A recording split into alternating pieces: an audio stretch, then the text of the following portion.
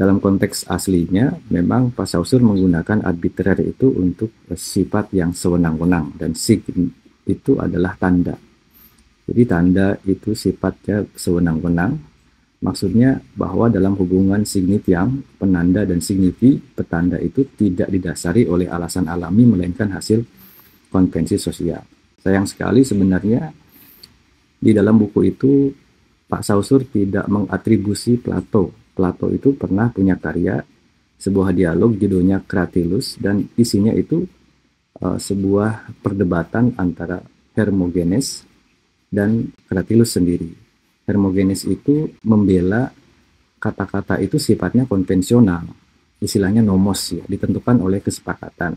Dan Cratylus itu adalah tokoh yang meyakini bahwa nama dan juga kata-kata itu sifatnya alami, bahwa ada hubungan bawaan dengan hakikat benda, bahwa kucing itu tidak arbitrary dan kita sepakati begitu saja, tetapi ada hubungan alamiah antara kata kucing dan hewannya sendiri. Nah, mengapa Pak Saussure itu tidak mengatribusi Plato? Saya kira tetap kita tidak bisa katakan beliau melakukan plagiasi terhadap pemikiran Plato, karena bagaimanapun Pak Saussure tidak pernah menulis bukunya secara langsung. Jadi bukunya itu sebenarnya susunan dari dua mahasiswanya, Charles Bailey dan Albert Seheyae itu. Ada kemungkinan penataan ulang ini sifatnya ringkas.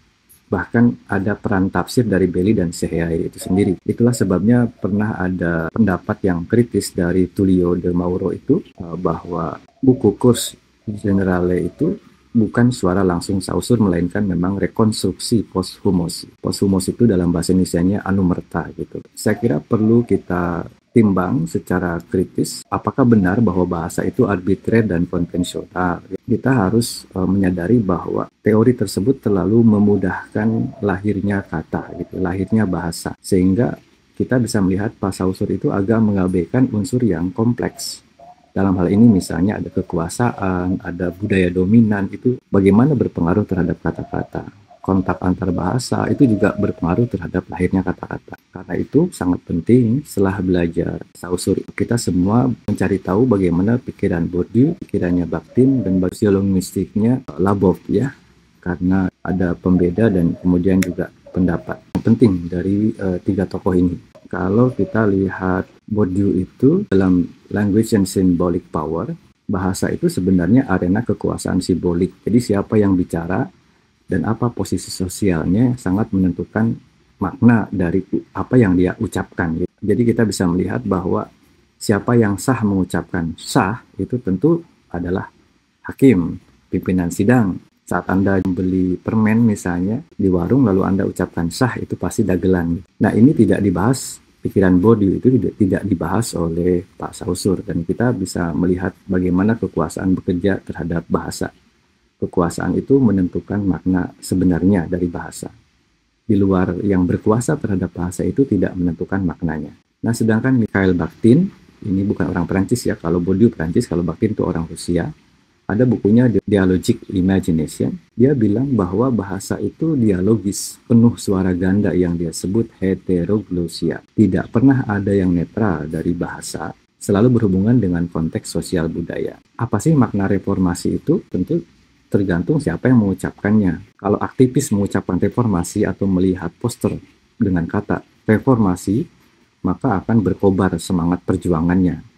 Tapi kalau seorang politikus lah ya, mengucapkan kata reformasi, itu sebenarnya kita tahu itu hanya janji kampanye. Lalu bagaimana kalau Mamang Ojek bicara ada reformasi? Oh, berarti tidak bisa lewat ke jalan yang seharusnya karena ada macet parah, ada demonstrasi. Jadi reformasi bergantung siapa yang mengucapkannya. Nah, ini adalah pikiran dari Michel Bakhtin, dan itu juga yang tidak diakomodasi oleh Saussure dengan teori arbitrer dan konvensionalnya itu. Satu lagi saya kira penting untuk memahami kelemahan arbitrer dan konvensional, dan juga dengan demikian Anda makin mengerti apa itu arbitrer dan konvensional dengan memakai teori William Labov. Labov itu bukan Perancis, bukan Rusia, tapi Amerika, mengarang buku Sociolinguistic Pattern, dikenal juga sebagai Bapak Sosiolinguistik Modern. Buku tadi tahun 1972. Beliau itu meneliti variasi bahasa dalam masyarakat. Maka di situ ada kelas sosial, etnis, gender, pendidikan, bahkan mungkin dalam konteks Indonesia ada darah ya. Yang darahnya biru punya kata-kata khusus untuk darah biru. Yang darahnya merah itu terlalu berani. Yang darahnya putih terlalu mencari kedamaian misalnya. Karena itu, di dalam bahasa Indonesia sendiri kita mengenal ada saya, aku, dan gue. Ini bukan semata-mata arbitrary dan konvensional, tapi menunjukkan kelasnya, identitasnya, asalnya, pendidikannya. Kenapa Pak Arif lebih banyak menggunakan kata saya? Sadar atau tidak, saya sedang menunjukkan identitas saya dosen, saya pengarang, saya penulis gitu ya.